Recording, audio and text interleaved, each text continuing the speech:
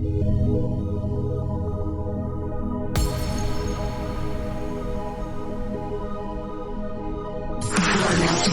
the truth frequency.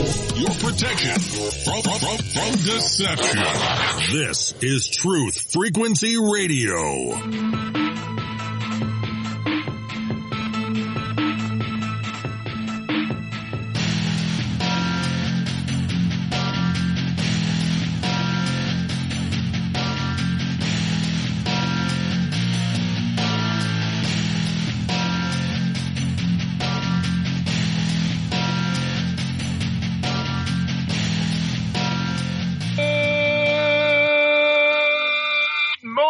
TFR. Good morning. Good morning.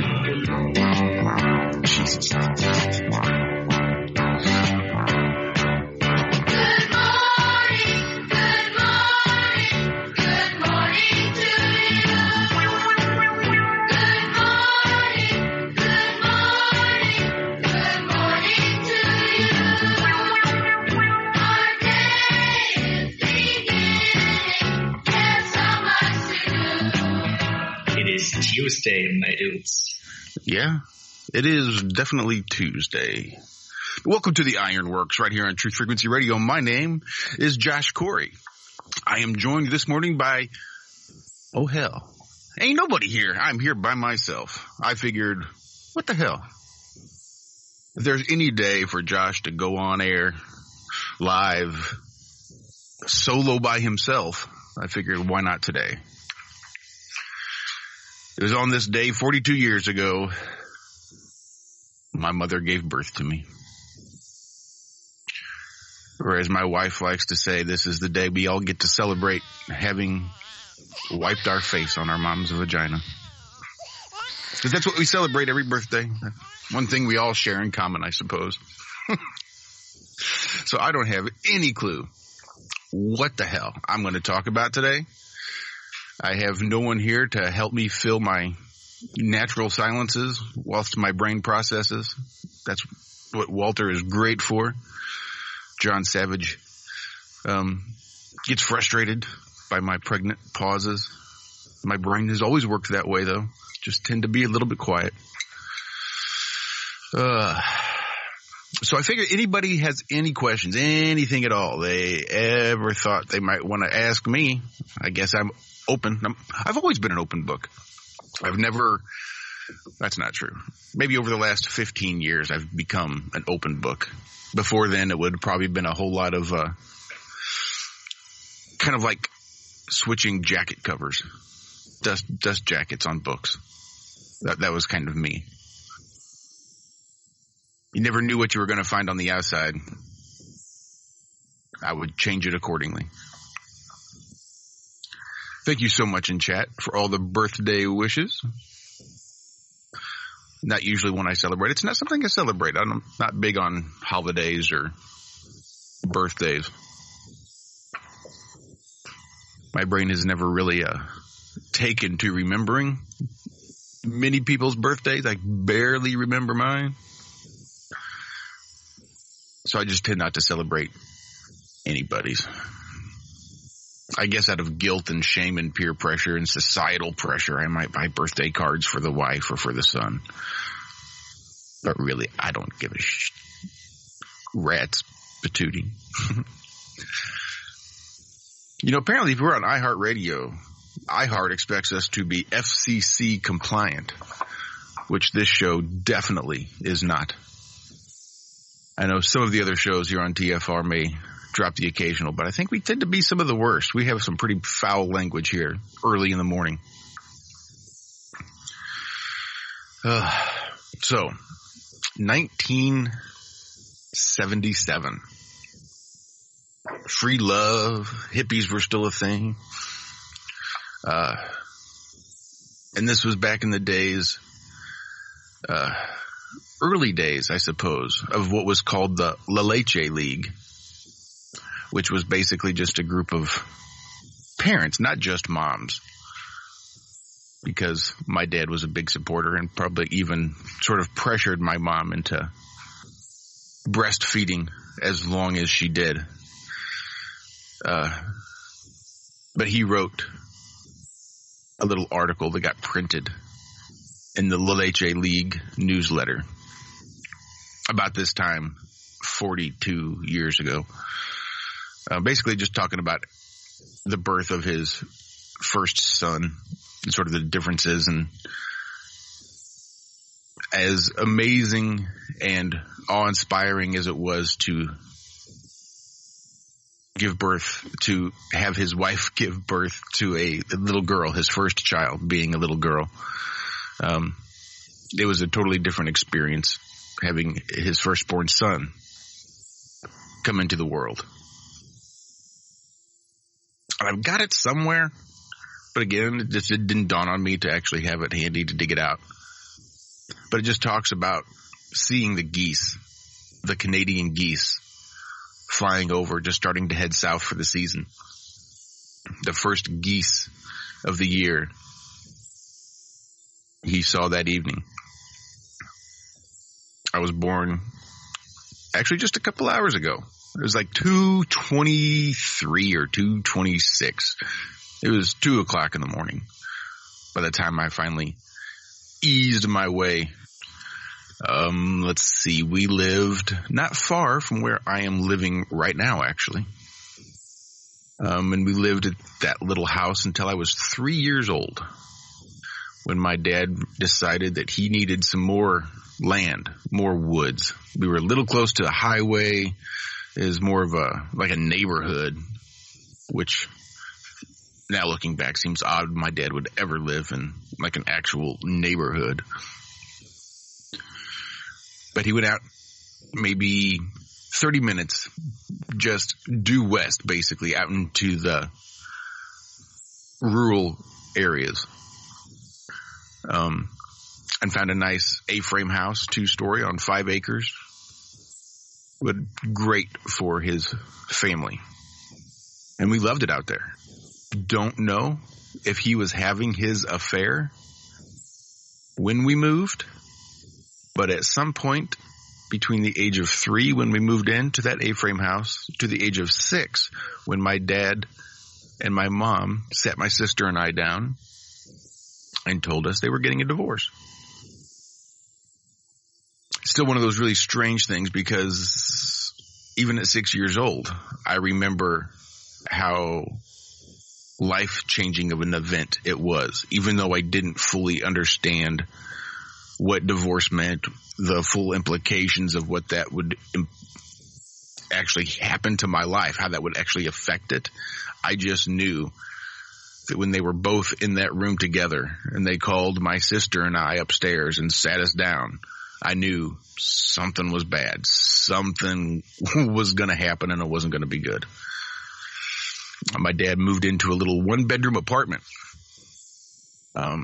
which is really difficult to spend any time with your kids in a 1-bedroom apartment, because there's just everything's right there. So basically you have to spend all your time out doing things, because who the hell wants to sit around in a 1-bedroom apartment with 2 kids at 6 and 9 years old? My sister is 3 years my elder. Her birthday is 1 week from today, which I guess shows that my parents probably had sex about once a year, right around the end of January, I would suspect. Anyway, it was a pretty hard thing to come to grips with, and it wasn't until I was well into my adulthood that I realized just how angry that made me. Abandoned by both parents for giving up on the family, and carried around a lot of that anger with me for a long, long time, and not even able to put my finger on it, which makes anger, unidentified anger, can be very dangerous, because you just start lashing out. You just start trying to do anything you can think to make things better, because you're not sure where the offense is even coming from. So that took me a long time to actually work through. I spent a lot of years as an angry child, an angry teen, an angry 20-something, probably right on up into my 30s. I was a bit of a prick, real immature. I loved beer. I stayed with my mom in that A-frame on those 5 acres for probably another 10 years, 11 years. She just couldn't afford it anymore. And being so far out in the country, it made it hard for her to have any sort of decent job because it would take her an hour just to have to drive anywhere, one way. But my time there in the A-frame was fraught with difficulty. Probably brought on by my parents' divorce, but again, I've always had that little voice inside my head, that core being of who I am has always been there. But that anger, that misplaced, that undiagnosed, unidentified anger turned me into, I wish I could understand it. I was talking to Jonathan from Jersey just yesterday. And I don't know, I just made some offhanded comment about how much I used to drink and what a prick I was when I would drink.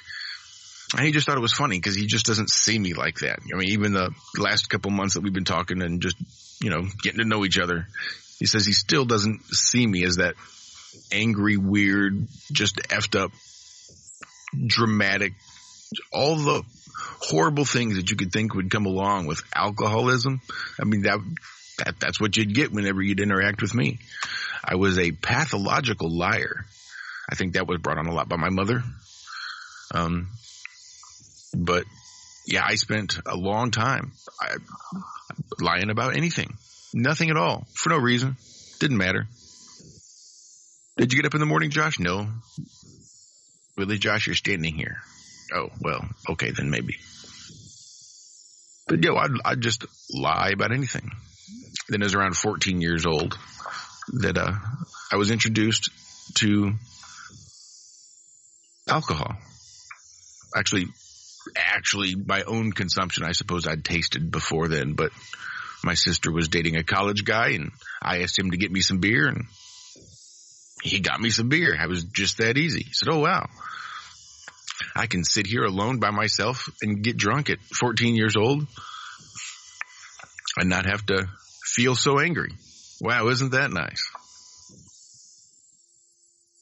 And that just sort of perpetuated. I was always a good reader. I did reasonably well in school. Again, I just never could quite bring myself to comply.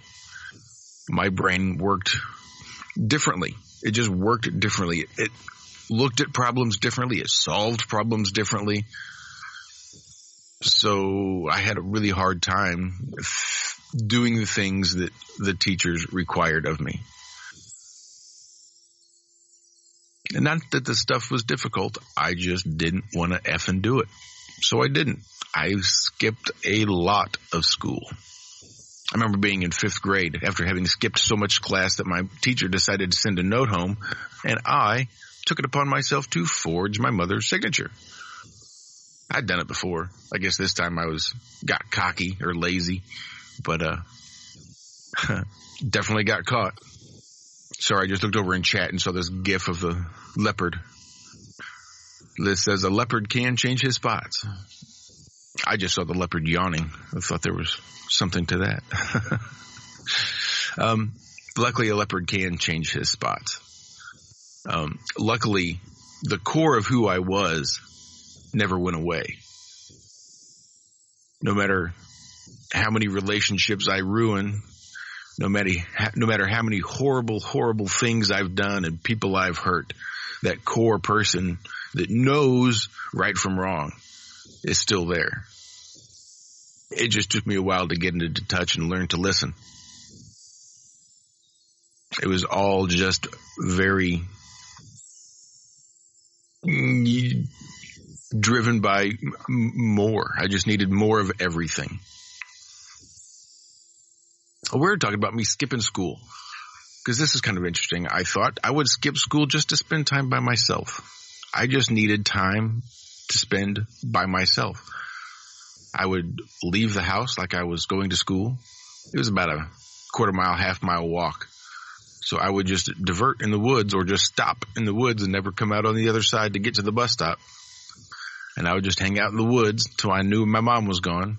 And I'd head back to the house, figure out a way to break into my own house so I could just sit there and do nothing. Make a big bowl of cookie dough and eat that shit with a spoon. Eat that stuff with a spoon. Damn, I'm trying to be FCC compliant.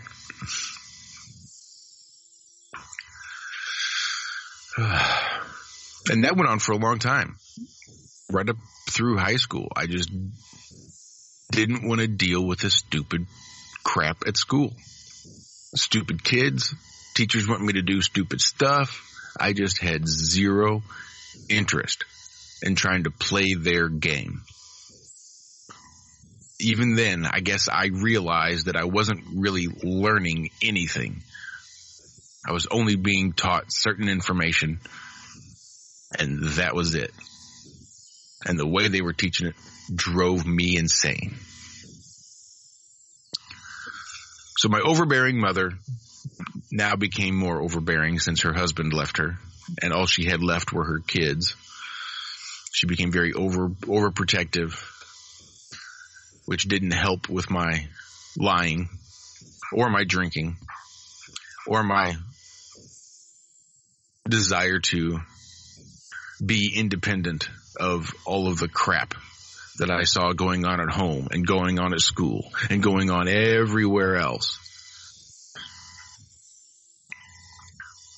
Then about 16 years old, I found cannabis. I decided at 14, when my mom said that living out in the woods was enough, that she had to move closer. I took a personal offense that my childhood home would be sold. And I went in to live with my father, who had been an every other weekend, 2 weeks in the summer type of father up till then.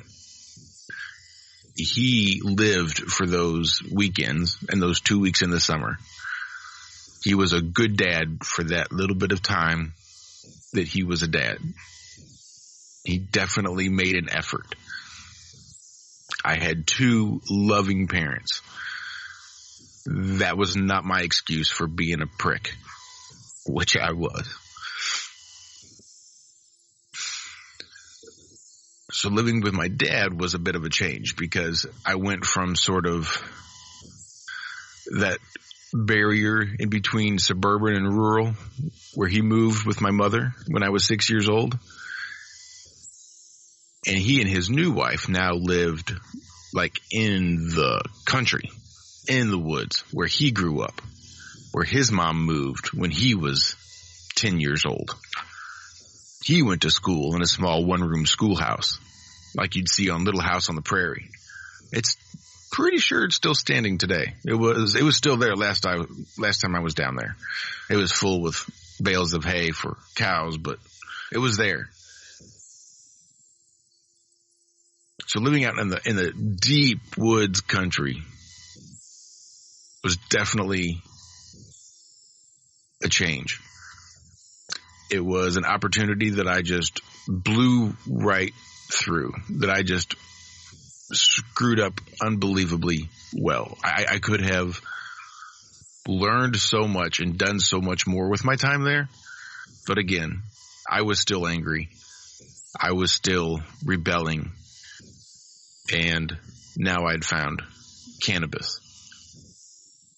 And my dad didn't know how to handle this. He only dealt with me 2 weeks in the summer and every other weekend. He didn't know how to deal with me full time. So I guess I can't really fault him for that, because boy was I a handful. Just, again, lying, just sneaking out just for no good reason in the middle of the night, and not like I would be in trouble necessarily, but just lying, sneaking out, getting into trouble. Just your average teenage stuff, I guess. But me still searching and my dad not knowing how to deal with me put me back squarely in my mom's lap. I said, you know what, Dad? You just don't know what you're doing. You don't know how to handle somebody like me. I'm just too unique for you. I got to go back to my mom's house. So at 16, I moved back to my mom's, which lasted about 9 months maybe. And then it was back to my dad's house again. That's right. I just decided to play ping pong, thinking, surely I'll get the perfect combination where I'm happy. At some point, this has got to work, right? I'll just keep trying. But it never quite worked out as well as I'd hoped. At 17 years old, whilst living with my father, my dad decided that I needed some life experience. I needed something unique, something that would sort of give me a little self-confidence and maybe be able to have the courage to use my own voice, which was something I had never actually done. I'd lied about a lot of stuff, but nobody really knew who I was because I was always busy trying to be the person that they expected me to be. So at 17 years old, my dad signed me up for what was called Outward Bound at the time. And Outward Bound was what they called a school. And they had multiple schools all over the plane. And my particular school was called Voyager, the Voyager School at Outward Bound. And the particular class I took was to Manitoba, Canada. And we spent some times up in the provincial forests there in Manitoba. And basically it was myself and maybe 13 or 14 other teenage kids, all of whom needed some direction, shall we say. And it was basically just 28 days of like whitewater canoeing in the lakes. We did some rock climbing and some rappelling, but it was basically you just go to Canada, you paddle around, and you come home was essentially what it was. But not all the lakes are connected, so you'd have to portage all your stuff from one lake to the next. So you'd get out your canoe, take everything out of the canoe, put the canoe up on your shoulders, and carry this 90-pound canoe 3 miles to the lake. And I'll tell you what, 3 miles with a 90-pound canoe is something. When you finally take it off and you set it down in the water at that next lake, you feel like you've really accomplished something until you realize you've still got 2 more trips to make because all your packs are still at the first lake. So you walk 3 miles back, you grab a 70-pound pack of food, and you walk it 3 miles to the next lake. You set it down, you turn around, you walk 3 miles, and you pick up your pack of clothes, your pack of stuff, and you turn around and you carry that pack, depending on how heavy you pack, but you're packing for a month. So it's about 60, 70 pounds, and you carry it 3 miles to the next lake. Load everything back up, and then you paddle for all day. Get out, pitch a tent, make a fire, eat some dehydrated food, try to get some sleep, wake up in the morning, do it all again. But my God, the things I saw in Canada. I suppose there's probably a statute of limitations. I was 17 at the time. This was probably 1994 when I went to Manitoba. So we were paddling along this lake, and we see this beautiful bald eagle perched atop a tree. And we're all paddling and pointing and looking. It was just, look how beautiful that bald eagle. The sky was blue. It looks like I'm going to have to finish this story on the other side of the break. That's too bad. That's all right, because it's a good one. So all these kids see this beautiful bald eagle. So when our two instructors weren't looking, I'm getting ahead of myself. You know what? I better wait till the other side of this break, because I don't want to screw it up too bad. We've only got about 30 seconds till we hit that. You know what? Why don't we feel free to open up the phone lines too? If you guys have some, give me a call. I would love to hear from you. I'm just rambling at this point, going on a little bit of the history of who is Josh Corey on this first day of October, my 42nd birthday, right here on the Ironworx on Truth Frequency Radio. We'll be right back. I'll be right back. No hate, no hype, no fear. You're listening to Truth Frequency Radio. We are TFR. Good morning. Ding, ding, ding. Ba, ba, ba, bow, bow, ba, ba, ba, bow. Good morning. Ba, bow, bow, ba, ba, ba, bow. Good morning. Ba, ba, bow, bow, ba, ba, ba, bow. Beautiful day. Ba, ba, ba, bow. It's a beautiful day. Ding, ding, ding. And welcome back. Welcome back to my birthday show. I'm just hanging out here by myself, giving a little bit of backstory, telling everybody a little bit about myself, trying to lay it all out there, because I'm proud of how far I've come from where I was even at 17. Even at 17, paddling around the lakes of Manitoba, Canada, in the provincial forests. There was telling a story about the bald eagle before the break. So the bald eagle was sitting atop the tree, and we were all admiring its beauty. So the bald eagle flies out of the tree and nosedives full speed right into the ground across the lake. Boom. And we were like, what the F did that eagle just do? Did it just commit suicide? Did we just watch a bald eagle commit suicide? So we all paddled over there trying to figure out what the hell we just saw. And there's this bald eagle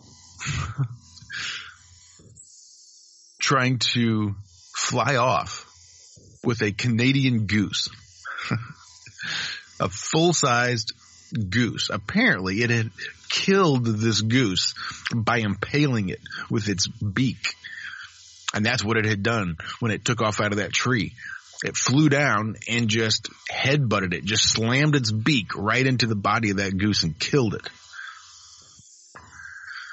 So here we are, a baker's dozen worth of kids maybe, who's been living off dehydrated food and lake water for the last 2 weeks, 2.5, well, maybe 3 weeks at this point. And we just see this bald eagle just kill this goose. So now we have a choice to make. Do we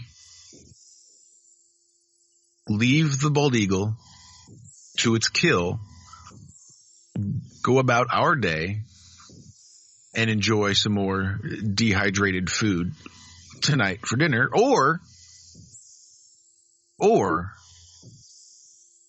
we could, well, just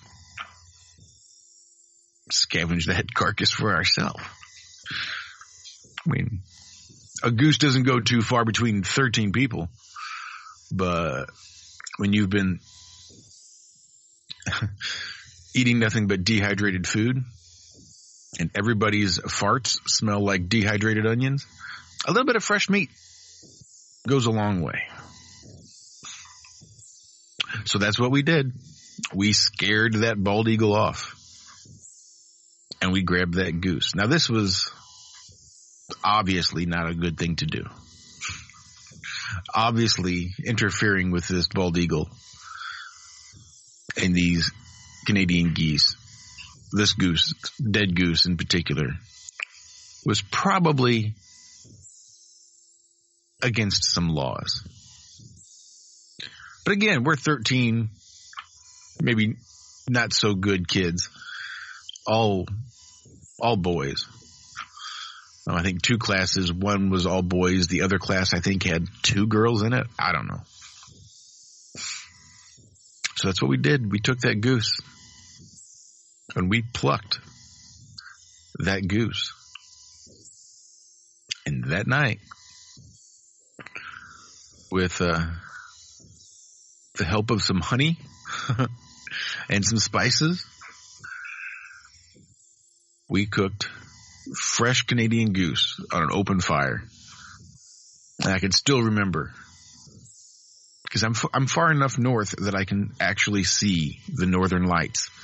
So I can remember sitting with my feet dangling in this river, this stream, eating this goose, dipping it in this honey sauce, looking up at the northern lights. It was quite the experience. Something I hope to never forget. But yeah, 28 days is a long time for a 17-year-old away from his folks, really for the first time. And I will say that I think Canada did give me some perspective, because when I got back, I decided it was time to put my head on my shoulders, which it didn't happen. By that point, I think I was a little too involved in the alcohol and didn't want to let that go. But when I got back, I decided I needed some direction in my life. And that I think that what I wanted to do was join the military. That's what I would do. I wanted to maybe get a job with the Bureau of Alcohol, Tobacco, and Firearms. I mean, those are all things right up my alley. Alcohol, tobacco, and firearms. That's what I want to do. Hell yeah. So I was going to go sign up for the Air Force and basically be a military policeman for the Air Force. But it turns out that being honest with him about my drug use and an inexperienced recruiter meant that they couldn't get me the job that I wanted, the MOS that I wanted. Apparently they couldn't get my clearance. So I went across the hall from the Air Force recruiter to the Marine Corps recruiter. Now they had like a military police in the Marine Corps. But what the Marine Corps recruiter offered was something better. Something called security forces, which was different than like the military police. And the recruiter is nothing more than a government salesman. And he sold me. Basically, all the security forces does, they're the Marines that stand in front of the door. That's security forces. They call them a glorified grunt, because basically you're an infantryman with just a little extra training. You're still just an infantryman with a specialty. You're a glorified grunt. But still, I thought that would look good for my upcoming job with the Bureau of Alcohol, Tobacco, and Firearms. So at 17 years old, fresh out of Canada, I signed up for what was called the Delayed Entry Program for the United States Marine Corps, whereupon I went ahead and signed my life away a year before I could even legally do it. So at 17, I basically told them, yes, at 18, as soon as I graduate, I will go off to boot camp. And then basically, I think once a month, till then, I agreed to go to the recruiters and pretend to march and, just do stuff with the recruiters and probably be a sales prop for them.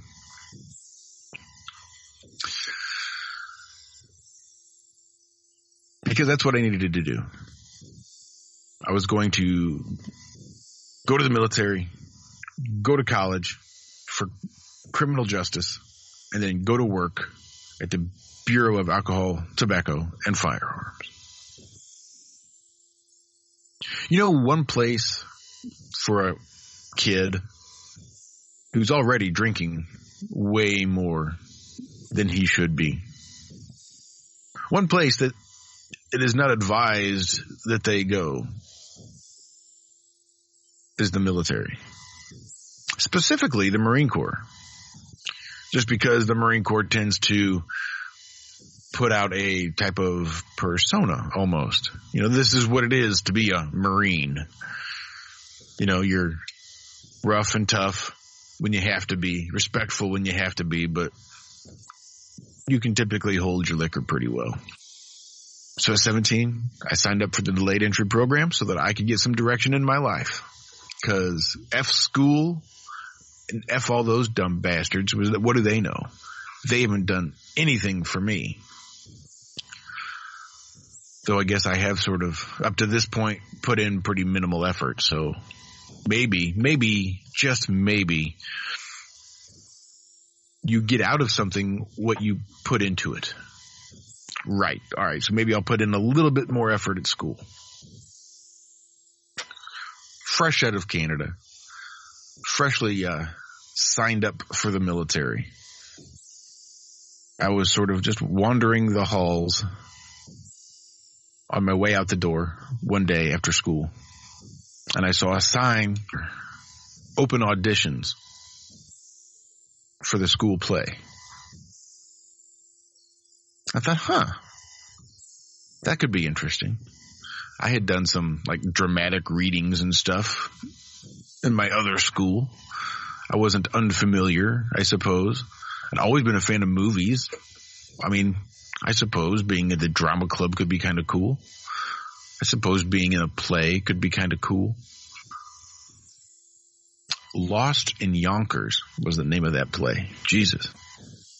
So I went ahead and wandered down to the auditions for Lost in Yonkers.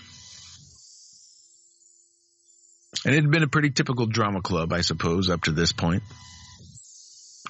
I would say, 90% female, 10% male.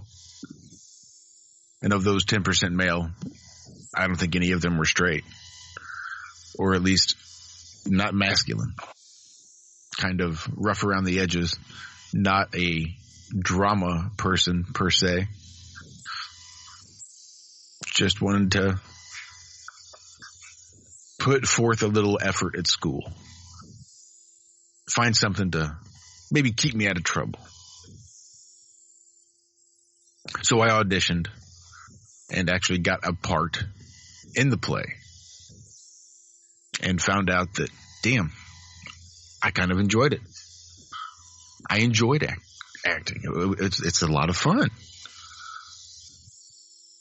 So I think I even did another smaller play. Nope. I think I went from Lost in Yonkers right to Joseph and the Amazing Technicolor Dreamcoat as that year's musical. I don't sing. I don't dance, really.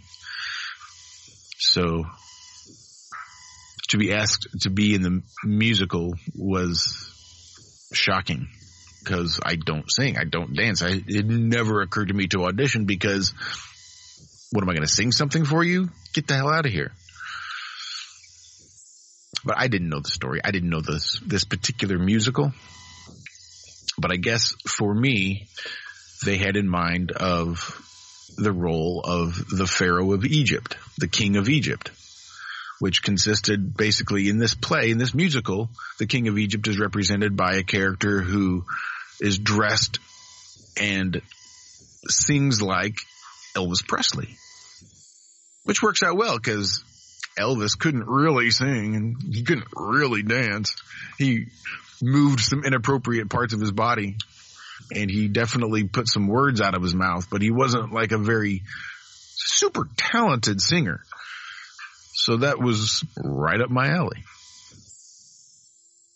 So I actually went on stage and performed singing and dancing in front of people live on stage as the Pharaoh of Egypt, dressed as Elvis Presley.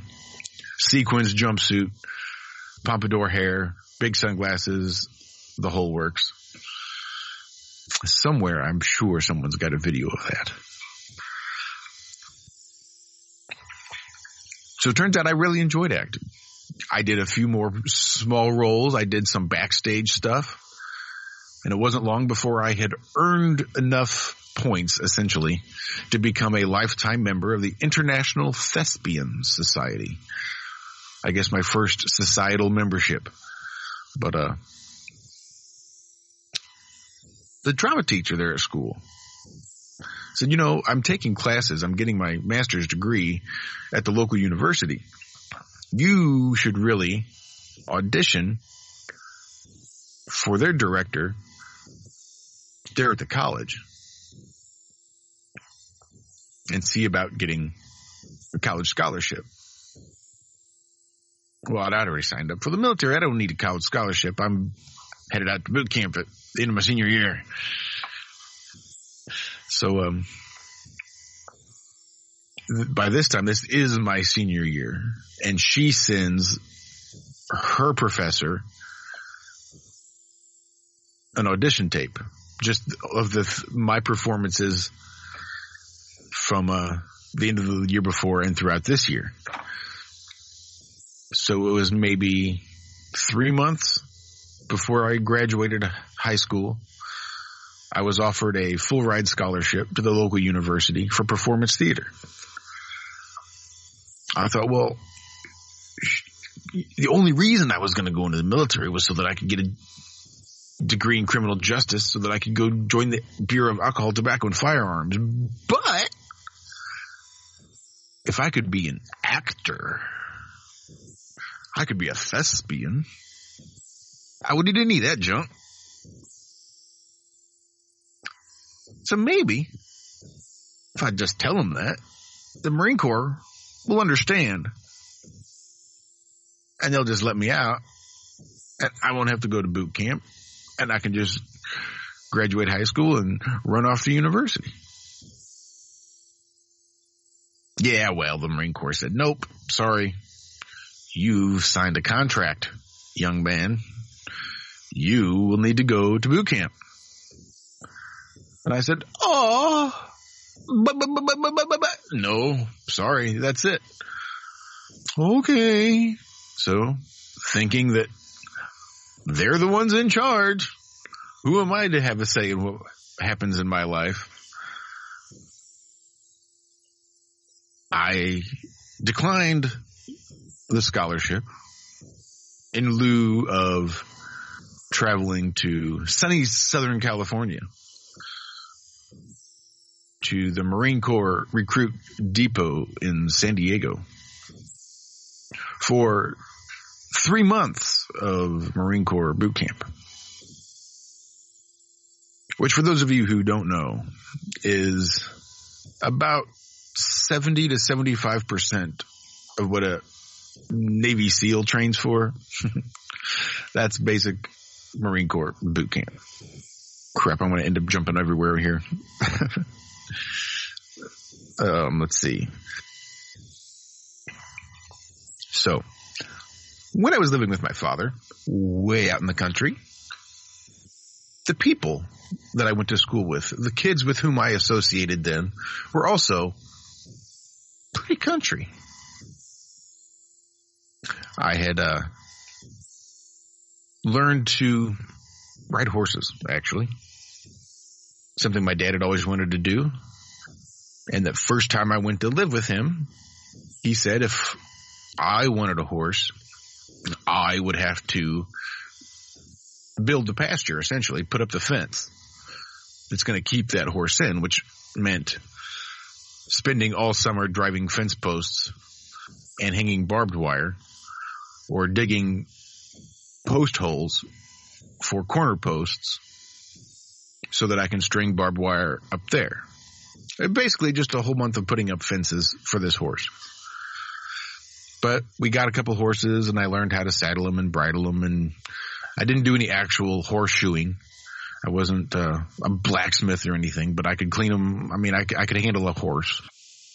A friend out there in the country who also knew horses and knew a bit about bull riding.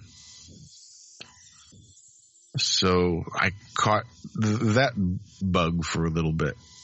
We spent endless hours sitting atop a 55-gallon barrel that had been strung up with car springs between 4 trees, like a redneck Disneyland ride.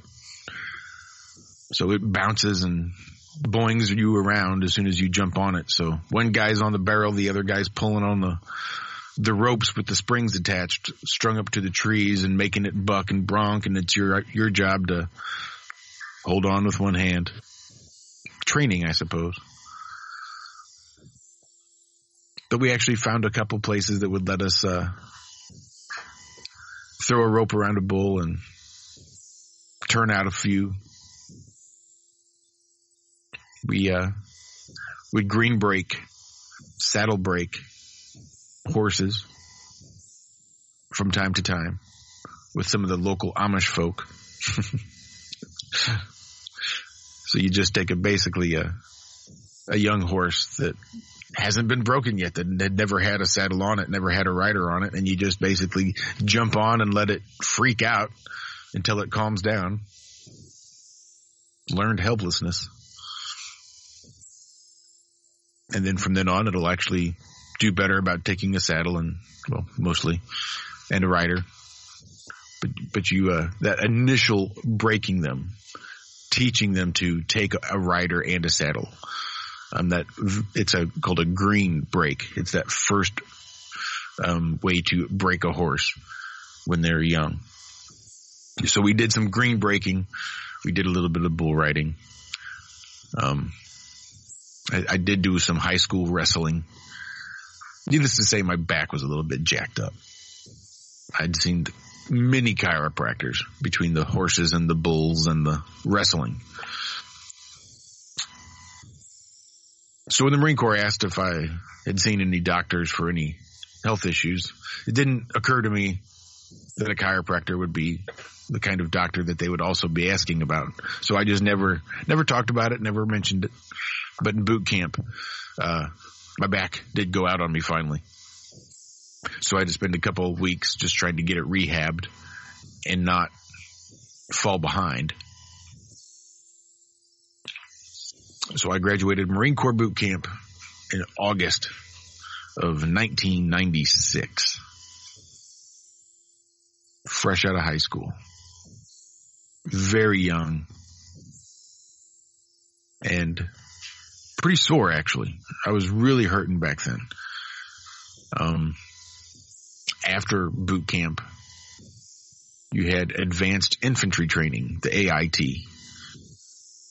And there it's a bit more like college as opposed to boot camp being like high school. AIT was a bit more like college, where you had nights to yourself and weekends off. You didn't have that in boot camp. So my nights and weekends quickly became consumed with alcohol. And made an easy way to help dull some of that pain in my back. But it got to the point where I just really wasn't able to do anything that the Marine Corps needed me to do for my advanced infantry training. So I had to spend probably another 2 or 3 months just trying to get my back rehabbed so that I could then continue on with my AIT. But there came a point that it just wasn't beneficial. I could see the hypocrisy.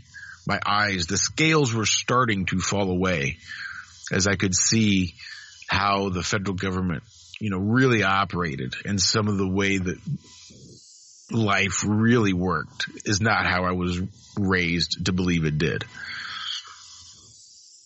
So after a year, I decided that it wasn't worth putting up the fight anymore. And I went ahead and got out of the Marine Corps. It was only a year, but I learned a lot about myself and a lot about bureaucracy and the ridiculousness of a lot of people and their willingness to just do whatever they're told.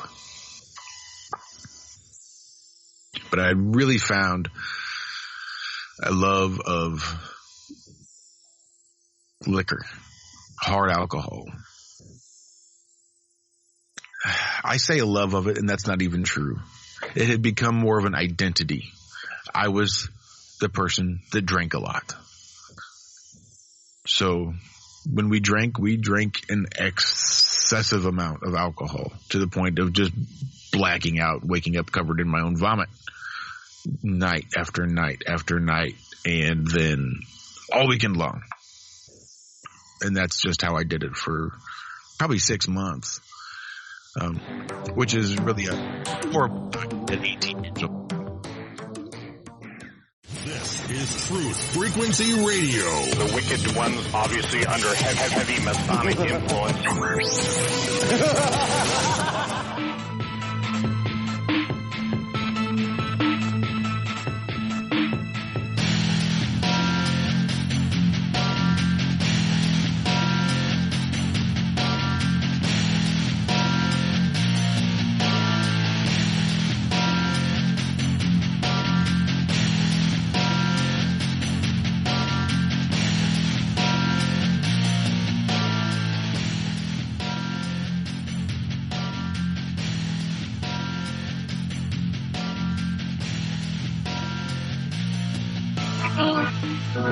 Here.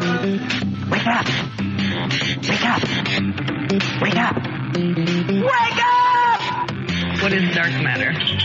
Okay, we don't know. That's great. That's why it's called dark. It's exactly. Everyone knows all reputable information comes from random people on the internet. Everything's internet. The earth is flat. It's like school in your hand. Okay, dark matter is something we do not know what it is. We believe the dark matter is there, but we have never detected it. Well, what I'm afraid of course, is that there is no dark matter out there. There was one? There is no dark matter out there. We need to think really hard, to think really hard, to think really hard, to think really hard. And welcome back to the second half. Sorry, I'm still trying to get ready for work whilst I'm going in between breaks. So don't mind me. If it sounds like I'm getting dressed, it's because I probably am. You see, Alan says he's up to chit-chat and talk about some space lettuce. I need to only call him. Which, why not? It's not like I've got anything better to do. Who the hell wants to sit here and listen to me ramble on for another frickin' hour? I just dropped in chat a picture of me in boot camp. That was my boot camp picture from the Marine Corps.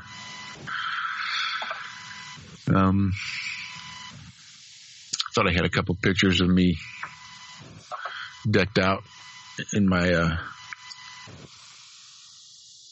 bull riding gear too, but maybe not. So I had dabbled with cannabis for sure, but it wasn't until I was in the Marine Corps and got some of that good Southern California weed that I found a true appreciation for what cannabis was. First time I ever smoked good weed was in the Marine Corps. Truth. First time I ever did LSD. First time I ever dropped acid was in the Marine Corps. 3 hits of a double-dipped Timothy Leary LSD. That was quite the night. First time I ever did cocaine was in the United States Marine Corps.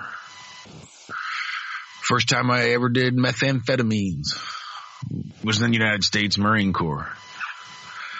I tell you what, that did not set a very good stage for my life outside the Marine Corps. After the year, when I got out, the university was still offering me the scholarship for performance theater. Full ride, mind you. I paid pretty well nothing. But after having come out of the Marine Corps, where there's 4 people above you willing to tell you exactly what to do, when to do it, and how to do it, and how to feel when you're doing it, to being on my own as a college student was not much of a smooth transition. I needed the structure. Not maybe as much as the Marine Corps provided, but considerably more than I thought that I needed. My dad tried. My stepmom tried to get me to see to reason. You know, stay on campus in a regular dormitory. You don't need to stay in the off-campus housing. Yeah, but off-campus housing, I can drink as much as I want. I can smoke weed whenever I want. I don't got to deal with other people and RAs and all that stupid stuff that comes with living in a dorm. I can have freedom and independence. Do whatever I want in between classes. Yeah, it turns out all I wanted to do was drink and get high and not go to any classes. So it didn't take very long. Maybe 6 weeks of almost no classes that they suggested that perhaps I go ahead and drop out. Rather than them asking me to leave, they suggested to me that I drop out. So I did, because I knew it wasn't going to end well. I, for some reason, had this weird anxiety. I don't know. I still have a bit of social anxiety. If I were to try to go to college right now, it would probably be the same thing. A lot of anxiety and me trying to convince myself that there's a perfectly legitimate reason for me not to go. College was a bust. Threw away a perfectly good full ride scholarship for performance theater. The Marine Corps was a bust. Not that I threw it away, though I could have probably done more with it. The opportunities there in the Marine Corps. But boy, was I glad to be done with it. Ready to leave by the time I got out. So it worked out all right.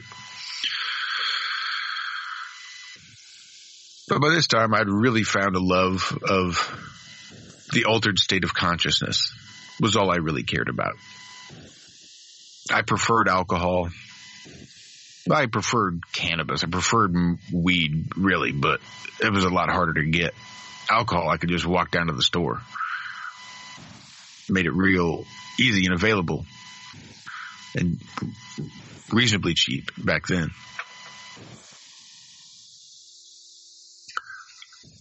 So I spent a whole lot of time in those altered states of consciousness. Bouncing around from job to job, trying to find something that felt right, that fit, that inspired my passion. But nothing came up. Of course, I was drunk or stoned or on pills or, let's see, heroin was one of the drugs I saw it once, but it was never in my vicinity. So, but for the grace of God, because had that something been had I gotten into, who knows where I'd be at this point. So I had avoided that. Luckily, magic mushrooms. Something else I've never really done. I've eaten like a stem or a cap, but I've never felt anything. I've never actually tripped on magic mushrooms.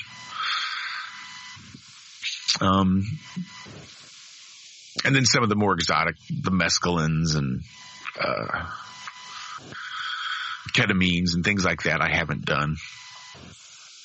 But other than that, there's not much I haven't messed around with. A little bit or a lot. White cocaine, powder cocaine, crack cocaine.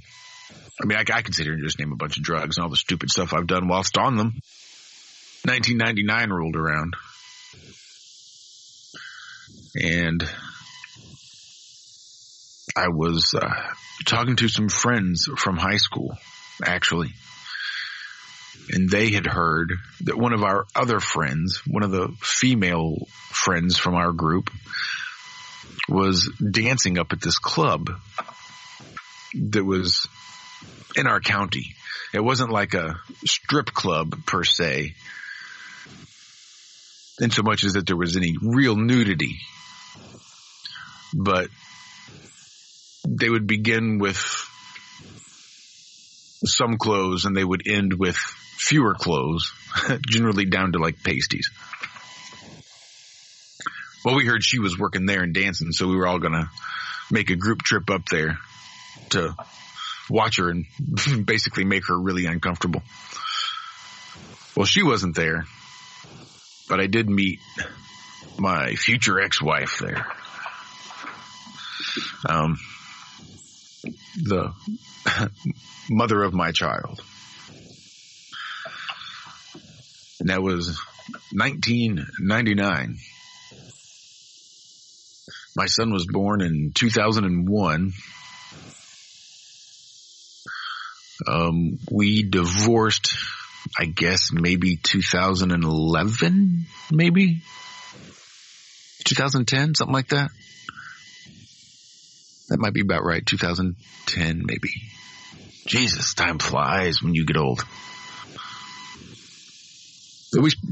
My ex-wife and I spent a whole lot of time pursuing the excess amounts of drugs and alcohol.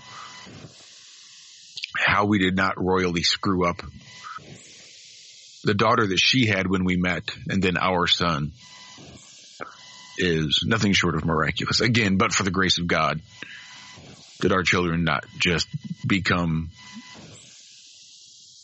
little assholes. Because, you know, we were such big assholes. But we finally divorced. A lot of you probably know that story. That's a classic story. She got sober before I did. That was a big fight between us for a long time. Until I finally basically hit rock bottom and got sober. And then right around my 2-year sobriety mark, after 2 years of being completely sober, she wakes me up by throwing a pregnancy test, and it lands on my chest.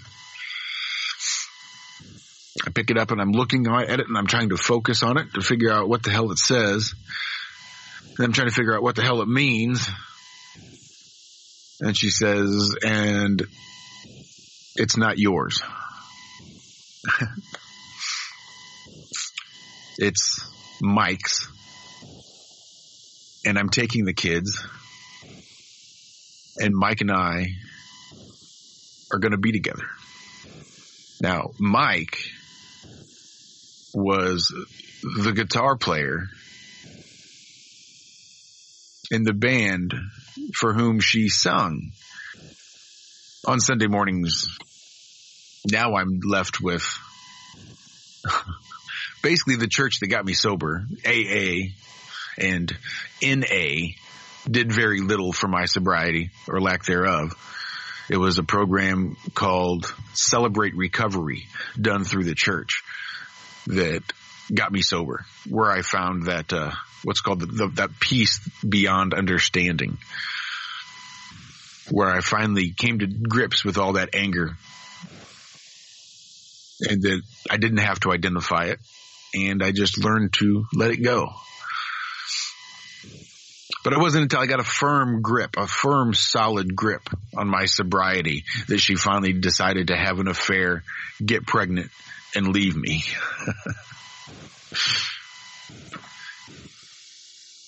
So that's when I said, you know what, maybe sobriety is not for me. I certainly don't want to be who I was. I had lost my obsession with alcohol. My body knew that it couldn't drink alcohol like my brain wanted to. It had begun just rejecting alcohol violently if I drank like I would normally drink. My whole body would basically convulse until I vomited it out, whatever alcohol was in my stomach, because my body knew that it was probably not supposed to be there, and bad things happen when it was there. One of the things they used to say in Alcoholics Anonymous is that we are allergic to alcohol. And that's true. Every time I drink alcohol, I would break out in handcuffs. That's a bit of an exaggeration. Only a few minor incidents. But my newfound appreciation was for, and its ability to break the spell, break that conditioning, break the mind control. And I suppose it was probably about that time that free time that I found myself with after my wife left me, that I started sort of maybe getting into some of the deeper conspiracies, more beyond just the occasional blurb about Bigfoot or Stonehenge or UFOs, the kind of thing you might get in a mainstream magazine. But when I really started digging, it was probably around that time. There's not been many days that I've gone without cannabis since then. I mean, I stayed sober for maybe 6 months after she left. But I can still remember the satisfaction, really, of 2.5, almost 3 years of sobriety, of lighting that first joint. Right, that felt.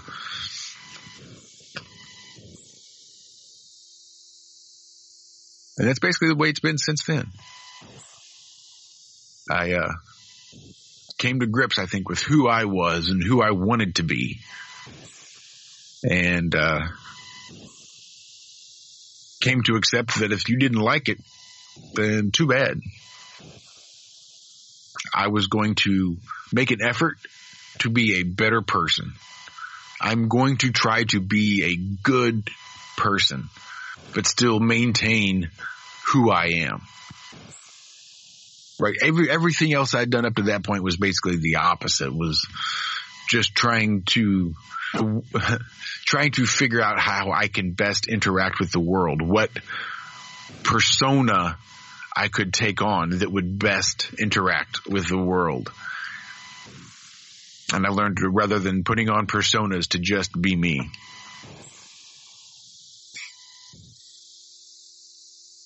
And I came to the conclusion that I'm just a little bit weird. Probably not that easy of a person to live with, to be married to be in a relationship with. I get that. Because I don't give a shit about birthdays. Not mine. I gotta tell you, not yours either. But what I can do is try to be, and I was convinced that I was just going to be alone. And I was perfectly content with that, because I was happy trying to continue to be a better person. Right, I'd found my voice. I had found who I was. I didn't need a crazy woman in my life to validate my existence. Not my ex-wife, not my ex-girlfriend, not my mother. None of those crazy ladies do I need to validate my existence. And once I came to grips with that, I learned that maybe my existence it's valid, but maybe it just doesn't mix well with other people. And that's okay. Some people are just like that. Some people just weren't made to interact like everyone else in this world. Not a problem. But I did eventually get lonely, and I did eventually reach out and thought, well, if there is somebody out there willing to put up with me, the only way I'm going to know that is if I can just be, open and honest and be a real person with them from the beginning. Imagine that. Imagine trying to have a healthy relationship as a healthy person. I had no idea what that would look like. But I signed up for a dating app online called Plenty of Fish. And I think I went on maybe 3 dates with other women from the website to no avail. There was no connection whatsoever. But I was scrolling one night and I saw a picture of a big tattoo in the middle of this woman's back. And it was the logo of a band that I had really loved since the 90s, since probably before the Marine Corps. A band called the Cottonmouth Kings, right? Just a bunch of stoner kids from Southern California. And they blend like rap and punk rock, and they've been around for a long time. They've done a whole lot of stuff. But I was a big fan, and when I saw her tattoo, I'm like, ooh, that's interesting. There's something we have in common. I mean, if she's into the Cottonmouth Kings and that kind of music, she's probably going to have closer to my type of mindset than many other of these women that I've been on a date with or any other woman in my history. So I reached out to her and we went out on a date and we hit it off. There was the connection. And she lived in like downtown St. Louis. I lived about 45 minutes away. So she'd come out on the weekends and we'd hang out and spend time together. Until finally I had to leave the townhouse that I was renting.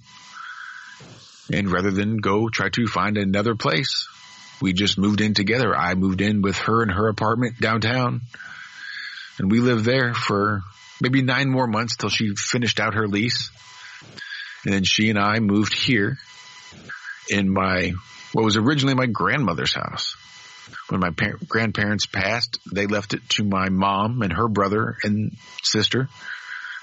And my mom bought out the other 2/3. So she is in Georgia. She's got a job working at Georgia Technical College. But she also has this house here in which me, my now wife, Dixie, and my son, who now lives with me, we're all just hanging out here, just doing our thing. Jesus, I can't believe I've talked this much. I don't know what the hell I'm going to do. I've only got 3 minutes left of this segment. So, Alan, be prepared for a Skype call because I'll probably get to you on the other side of this break so I can talk to you and have somebody else talk for once. I don't know that I've talked this much in years, really. I don't ever just come on and talk about myself and talk about things. I sure hope there's not been any questions in chat because I haven't been paying one lick of attention. So sorry for ignoring everybody in chat. I'm just trying to organize my thoughts as I talk, which doesn't really work out too well sometimes.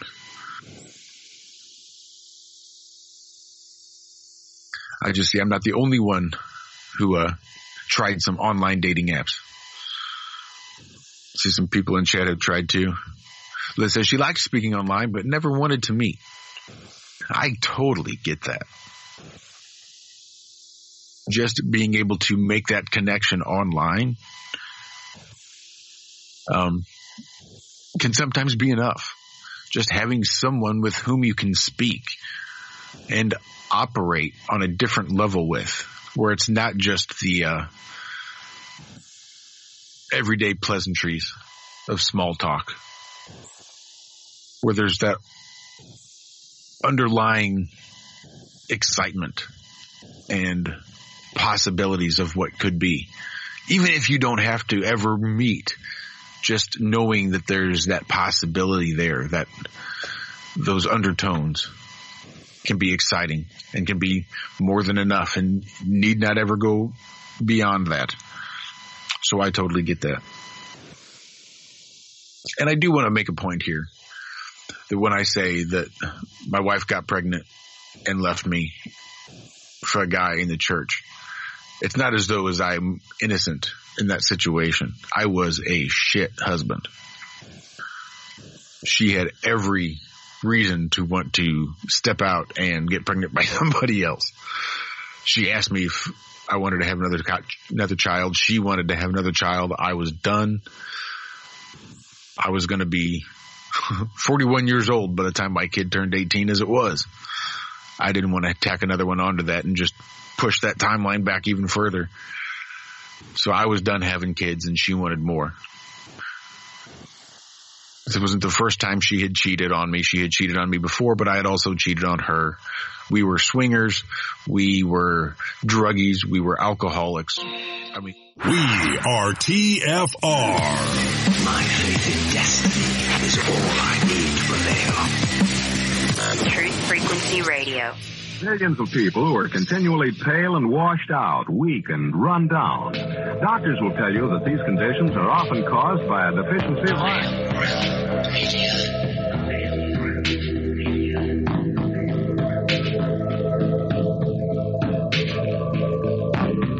The iron you need to keep you physically fit and mentally alert.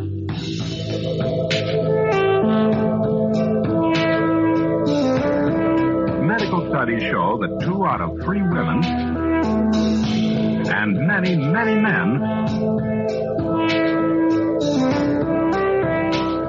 lack the daily iron your body requires.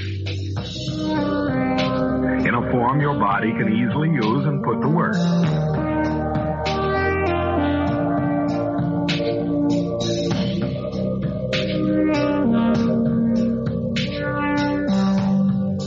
Every dose gives you more than your daily minimum iron requirement. We are the way. We are the way. We are not alone. We are striving for more. So if you're not getting the iron your body needs, We are the way.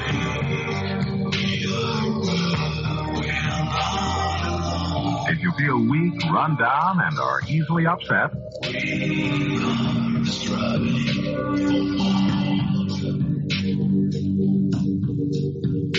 start taking iron today.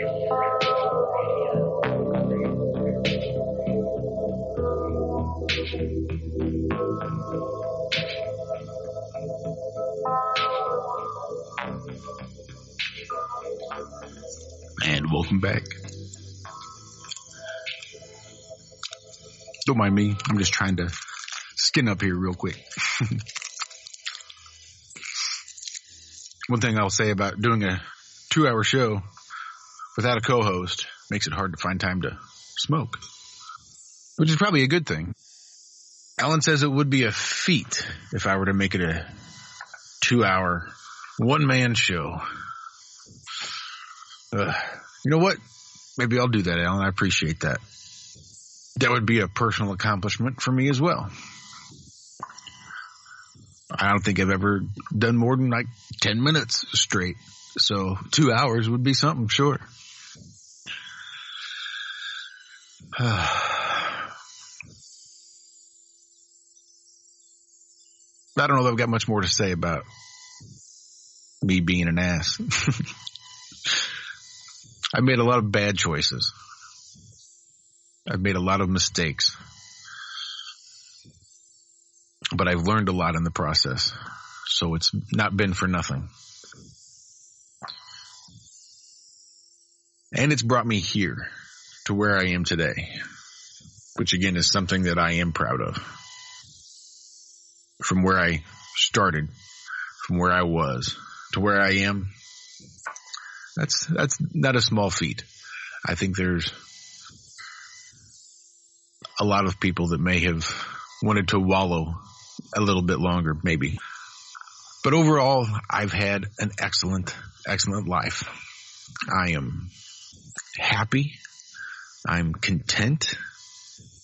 For the most part, Zach does bring out the wanderlust in me.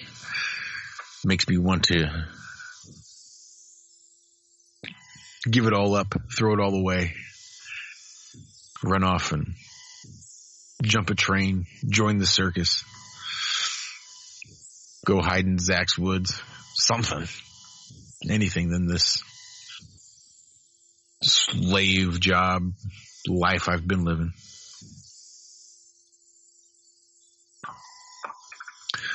But I'm not even sure I got any space lettuce to talk about here on my 42nd birthday on the Ironworx on Truth Frequency Radio. I don't think, no, there's not been anything since Friday. And even Friday, most of Friday stuff was done. Yeah. Sweet. Whole bunch of nothing. All right, let's see what we got on my phone. Not sure where the hell my phone is. Well, good morning, everybody. This is ridiculous. While I'm doing this, while I'm effing about, let me give a big, warm shout out to Walter and Michelle as they're dealing with stuff with Michelle's dad. Lots of positive energies and prayers and thoughts headed for them. Not my story to tell. Just send your prayers and positive vibes out there to Walt and his other half, Michelle, and her dad, as he's dealing with his medical stuff. Walter has been an integral part in me speaking at all, let alone being able to come on today and do 2 hours. I can tell you this much. I don't know that last month I would have come on and do 2 hours by myself. Maybe. But definitely not 2 years ago. I don't think I would have started here on TFR alone. Not like Billy Ray did or Paul and the Plane or all the other hosts that can manage to come up with a show and do it all by themselves. Walter has been such a huge help to me. And I'd like to think I to him in just being able to come out of our shells a little bit and talk about a lot of these things that, you know, we can touch on with the people with whom we care about, but to really talk in depth isn't anything that I had really gotten a big chance to do before coming across Walt and the guys at Iron Realm Media. So I just want to thank them for everything that they've done for me personally. Adam, John, Rob, James, all the guys that, I mean, there's lots of names. I could say names you've never heard of from the Iron Realm crew that helped start it, but for one reason or another just couldn't stay with it. So I just appreciate the shit out of these guys. They're really awesome. Awesome group of people. Adam seemed to have a blast there in Amsterdam. The FE Globe Light Tour bus looks amazing with all the stickers and everything put up on there. It's going to look great as millions of eyeballs PPAR stickers as it drives across Europe. 15,000 miles. So I'm sure there's not that much left now. Oh, look, Alan with the space lettuce. Hidden planet in our solar system could be a primordial black hole. Right. Because that's how far we've come in our observations in space. We still can't tell the difference if it's a black hole or a planet. Here's one. Astronomers discovered a gigantic planet that should not exist. Oh, the hubris of man. There it is. I don't think that should be there. It shouldn't be there because I know everything. And we've decided that that should not exist. And the fact that it does is odd. I don't know. That just seems a little strange. I've already lost my phone again. Let's see what's over there on Flipboard. I appreciate you helping out there, Alan. Let's see. Space. Elon Musk trolls NASA chief with his own sick space burn. The SpaceX head responds to nagging from NASA's Jim Bridenstine by calling out the space agency's own timeline. It's perhaps the nerdiest troll ever. SpaceX CEO Elon Musk and NASA Administrator Jim Bridenstine have been clapping back at each other over the spacecraft, and it's getting pretty epic. It all began when Bridenstine put out a statement on Twitter ahead of Musk's big reveal of his new Starship rocket prototype Saturday. This is the huge new craft Musk sees as empowering his magnum opus, a city on Mars. But Bridenstine was quite the party pooper with this troll job. Quote, I'm looking forward to the SpaceX announcement tomorrow. In the meantime, Commercial Crew is years behind schedule. NASA expects to see the same level of enthusiasm focused on the investments of the American taxpayer. It's time to deliver. Commercial Crew involves SpaceX and Boeing developing spacecraft that can ferry astronauts from U.S. soil to the ISS. Musk addressed the NASA head's gentle parental nagging during his Starship update from Texas on Saturday, saying, quote, from SpaceX resource standpoint, our resources are overwhelmingly on Falcon and Dragon. Crew Dragon is part of NASA's Commercial Crew program. It was really quite a small percentage of SpaceX that did Starship. But after he left the stage, Musk turned it up to full burn mode in an interview with CNN when he was asked to respond to Bridenstine's tweet once again. Jim Bridenstine, this is from this tweet. What? Oh, this is just some rando's tweet. Weird. Did Bridenstine say that Commercial Crew or SLS? Musk asked with full-on snark before mugging his best troll face for the camera and cracking himself up for nearly 10 seconds.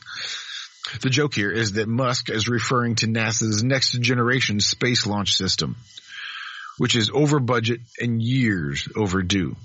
So much so, in fact, that there's been talk of NASA just cutting its losses, canceling the SLS, and contracting with SpaceX for future SLS launches, like the planned Artemis mission to return to the moon. Everything in aerospace is years behind, okay? Musk went on to say, relatively speaking, which one is more late? We're really going as fast as we can make it go. Bridenstine's office did not immediately respond to a request for comment. Musk had hoped to send the first astronauts to the ISS station in a Crew Dragon earlier this year, but a testing mishap on the ground led to the explosion of a Crew Dragon unit and set back that timeline. No one was hurt in the explosion. Musk's sick comeback is fair, but so is Bridenstine's original questioning of Musk's priorities. SpaceX's success as a business over the past 17 years has come thanks in large part to NASA's continued support in the form of several huge contracts. It's fun and maybe even satisfying on a certain level to see the two biggest names in the rocket game engage in a real-life rap battle. But in the end, both of the delayed spacecraft being used as rhetorical ammunition were paid with American taxpayers' dollars. In other words, in this war of words, it's really the public that is losing. Yeah, no kidding. It's really the public that is losing and has been for the last 50 years, 60 years. What difference does that make? Geez, there we go. Just now lighting the cigarette. Let's see. What else we got going on? Apparently there's something going on in the Ukraine with Trump. I don't know. If you're interested in getting your name to Mars on NASA's 2020 rover, today is going to be the last chance. Hell, that might have even been yesterday. Let's see what else we got here. Elon Musk aims to put a Starship in orbit in 6 months. I wonder if that's his behind the schedule timeline or his ahead of the schedule timeline or his scheduled timeline. I don't know. A comet from outside our solar system is giving off gas as it zips past us. Ooh, here's one. Huge cosmic structures already existed when the universe was a baby. Huge cosmic structures already existed when the universe was a baby. Okay, sure. It was there before it was there. Oh, this is good. Maybe I can share this and get it somewhere to play in time before the end of the show. Talking about how planets do or don't get formed. Brilliant. I don't even want to read it. I want to listen to it. If I can just find the right place to put it. For everyone to hear. How do or don't planets form? If you went back 30 years and talked to a person searching for solar systems for other planets, what do you think they would have expected the universe would probably look like? They would have said with probably a great deal of assurance that it is only medium-sized stars that have planets, that the big ones don't because they have too much light and the little ones don't because they don't have enough mass. They would say that solar systems had rocky worlds snuggled up against their stars and had gassy worlds further out. And they would have said that, you know, planets might even be exceedingly rare. We don't know. But that rareness was always brought up. Right. Do you think they would have said that they don't know? I don't think that's what they would have said. The planets would be rare. And now here we are. Like I said, I don't remember. Was it 89 when they found so the one first peg? No. So the first planet 95.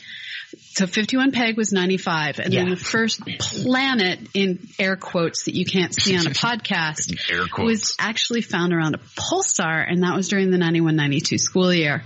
Right. And so the first time we found one, it was around a dead compact object, and then it would be nearly half a decade before we got to finding one orbiting a legit star that was a legit planet, and it was a legit planet that looked like nothing anyone had ever predicted. Yep. Yeah. And totally, totally surprising, as you said, like what no one would have predicted. And so the first problem that we had to try and figure out was, well, what is the actual distribution of planets? And at this point, we were still thinking only sun-like stars probably have planets. And so people started doing all sorts of mental gymnastics, figuring out, okay, so we can migrate the gas giants in if we do these things and we do this other thing, and we're not sure how to stop them. But we were good. We were good. Mental gymnastics. And that's what then it takes. we started looking at more and more kinds of stars. Initially, we were limited on what we could discover because the way we were looking for planets was by looking for their gravitational tugs on the stars that they're orbiting, which means we could only look at one star at a time using high-resolution spectra. Well, as we started to look for them using transit searches that looks for the dips in light from the star as a planet passes in front, suddenly we were able to look at large swaths of the sky and multiple stars at the same time, and suddenly we were finding stars by the dozens, by the hundreds, by the thousands, and we were looking because they were in our field of view at a whole new range of kinds of stars. And this was when we started discovering that pretty much every kind of star that we looked at happened to have a planet if it happened to be high enough metallicity. The human brain is remarkably adaptable. Yes, it is. It's remarkably adaptable. And I'd be really interested to hear how blind people repurpose their brain's visual areas. But that's not really space lettuce now, is it? You just close you out. Let's see what else we go. There's that impossible giant planet that was found orbiting the small star. Very cool, I guess. I guess Microsoft has a new flight simulator. That could be cool. Let's see what else we got going on here. After another failed launch, Iran plans to send 3 satellites into space. Sure. Astronomers are debating how many habitable planets have each sun-like star have. How in the hell would you possibly know if a planet's habitable? NASA is developing literally cool new space tech to take us beyond the moon and Mars. Looks like they're tracking Oumuamua's origins to try to figure out why it was so weird. NASA's trying to fast-track a plan to get 2 commercial lunar landers built by 2025. That's a short timeline, 6 years. NASA is now officially accepting proposals for landers to take people to the moon. Wait a minute. NASA issues its fast-track plan to get 2 commercial lunar landers built by 2025. Next story. NASA is now officially accepting proposals for landers to take people to the moon. I wonder if that was in their plans to get somebody else to figure out how to do it. That's how they're going to fast-track it. NASA issues its fast-track plan to get 2 commercial lunar landers built by 2025 by asking the public to build it for them. Thank you, NASA. Oh, Destiny 2 is coming out. Shadowkeep for those gamers out there. Asteroid is to pass by Earth at less than half the distance to the moon. This is a story from 27 minutes ago. I'm pretty sure we had that story a couple weeks ago. Space lettuce. Ooh, expect even more interstellar object sightings in our solar system, researchers say. NASA hands out a $43 million for tipping point tech for the moon and Mars. I guess that's the price of their fast track, $43 million. Oh, look.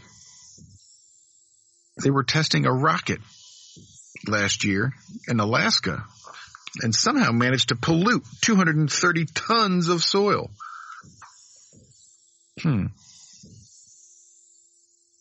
Probably worth it though, right?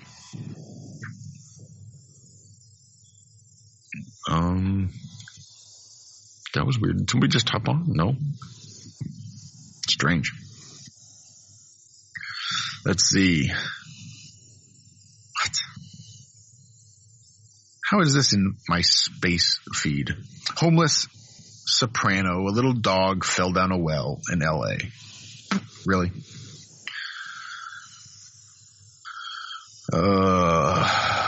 Hypothesis that Planet 9 is a black hole stirs controversy. I'm sure that refers to the original story that Alan had posted in chat. Let's see. 14 normal things that astronauts cannot do in space. Oh, I'm not going to have time to read these 14 things. I've only got about 30 seconds left before we get out of here. Well, at least we did manage to get some space lettuce in. Some ridiculous, ridiculous headlines. Some contradictory headlines. What a shock. And some old, recycled space lettuce headlines. What a shock. But it's been an absolute pleasure hanging out with you guys this morning on my 42nd birthday. This, the first day of October 2019, right here on the Ironworx on Frequency. I let you guys see you on Friday.